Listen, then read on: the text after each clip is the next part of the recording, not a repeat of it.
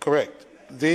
At the conclusion of a debate, the question shall be put by the Speaker or the Chairman, and the vote may be taken by voices A or no, and the result shall be declared by the Speaker or Chairman stating, I think the ayes have it, or I think the noes have it, as the case may be. But any member may challenge the opinion of the Chair by claiming a division. But okay. Read what it says. Yeah. You can, if there is a preponderance of A's, there is nothing to challenge.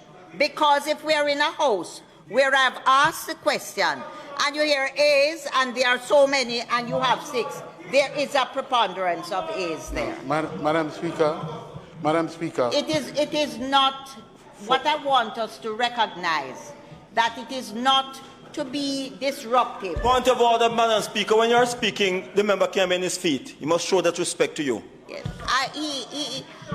In all fairness, the leader always shows respect. What I'm trying for us to have clarity with, and it says it in the words, it says, as the case may be, but any member may challenge, listen, any member may challenge. I would please just listen because it's important. I don't want you to. Any member may challenge the opinion of the chair. No, there is no basis to challenge the opinion of the chair if there's a preponderance of A's. It is just disruptive. That is the position. It cannot be used just for interruption. And I read this section and I read the maze as well for guidance. Maze applies where there's a lacuna in our standing orders to help fill it. I must confess, since I've been in Parliament, coming to the Senate in 2007 to date, I have never heard the view that you have put forward this morning in relation to a divide. There is a practice in the Parliament of Jamaica that where a matter is being put by the Speaker or the Chairman to a vote, any member can call for a divide. And the effect of that call is that a roll call is then taken to identify the individual votes of each member. And each member can either say yes or no, or can abstain. It is then tallied by the clerk, and the result is read. That is the practice. And when I look at what it says in 44, Madam Speaker, it's quite clear. 45 rather says, any member may challenge the opinion of the chair by claiming a division. So if you say that the nays have it or you say the ayes have it, any member, even that one way over there in the corner or right around there, can say divide.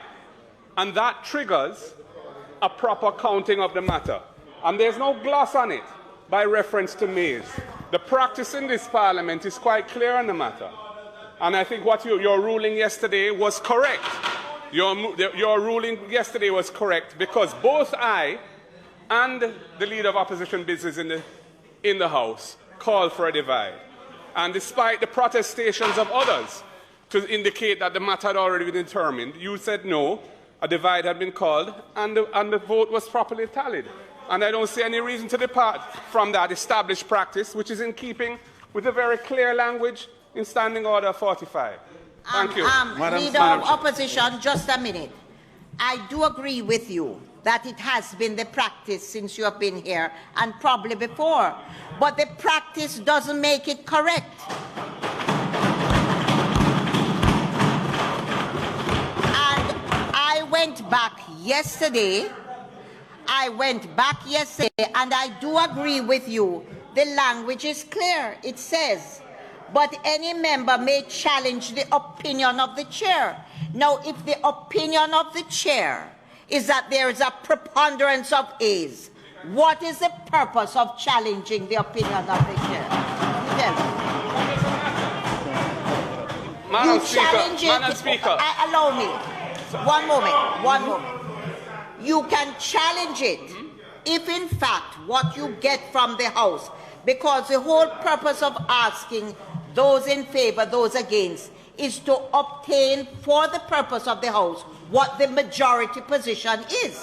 So that if you have a case where the House has a House where it could be either A or nay, and you hear a chorus of A's and a chorus of nays, and I say A, but you know it could go the other way, then you call for the divide. But it was very clear to me yesterday that with the numbers you had there and the A's that came over there, there was nothing to challenge. And what I'm pointing out is just for housekeeping, because my purpose is really to ensure that the essence of the standing orders are adhered to. This is not to be adversarial, because I made the ruling yesterday, but I went back and I looked at it, and I wanted to know where it is. And it is clear, leader, but it says you may challenge. No, you can only challenge something if there is something to challenge. If you have several A's over here and you have 6 or 8 over there, where's the challenge? It's just Madam housekeeping. Speaker, what you're articulating there represents the tyranny of the majority. What you're suggesting is because there's a preponderance of order, please, Madam Speaker. Point of order. Point of order. The leader of the opposition does have a lot of deference in this chamber, and we do offer that deference.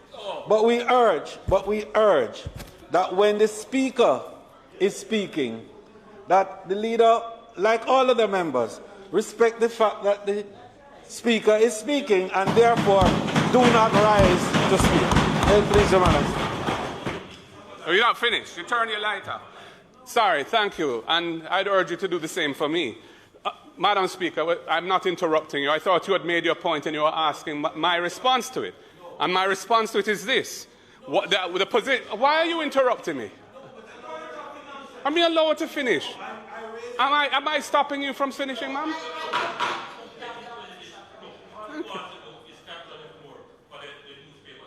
What?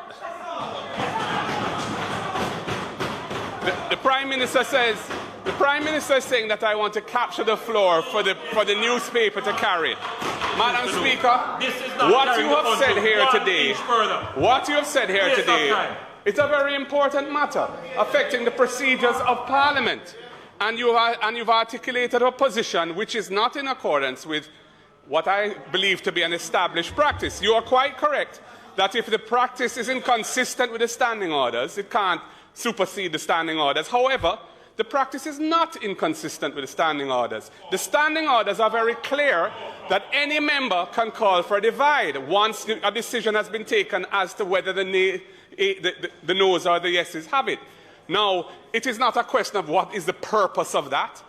If the purpose of that is merely to establish, if the purpose of that was relevant, then we would never be able to have a divide, because the numbers on this side are a mere fraction of the numbers on that side. But the purpose of a divide does more than just establish the preponderance over there or here. It establishes the importance of the matter to the opposition. It establishes who feels in what way on the particular matter. It accords an opportunity for a member to abstain if they so wish.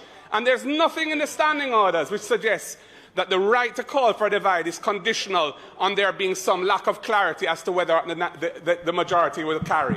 So, Madam Speaker, with all due respect, I think you're quite wrong on this matter. You are the umpire of what happens in here. But I just want to record for prosperity that I do not agree with you.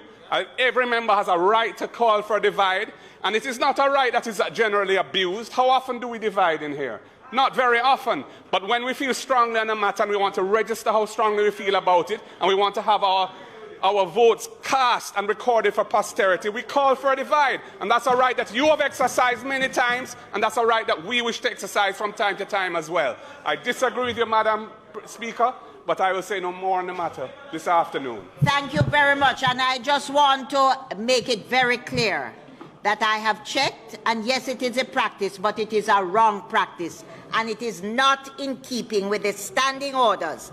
And when a question is asked, A's and nays are to indicate to the Speaker what the majority position of the House is, and that is how this Speaker will use that position.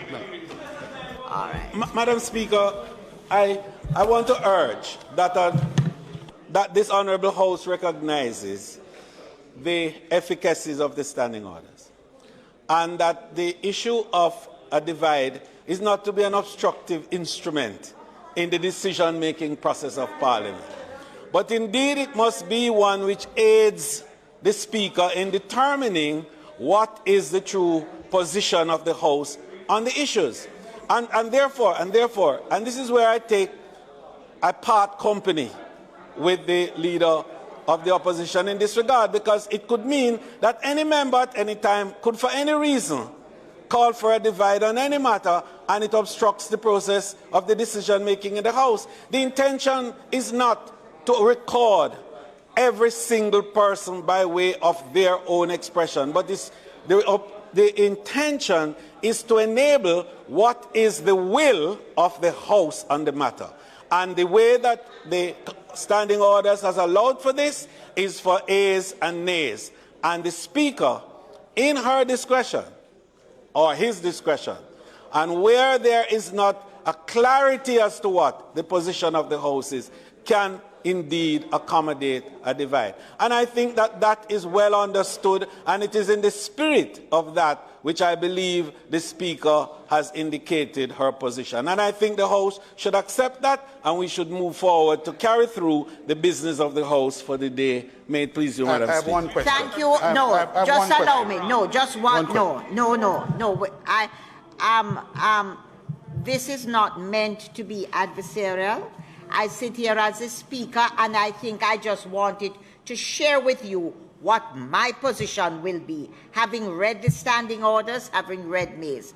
And regardless of that something has taken place and gone on for years, doesn't make it right.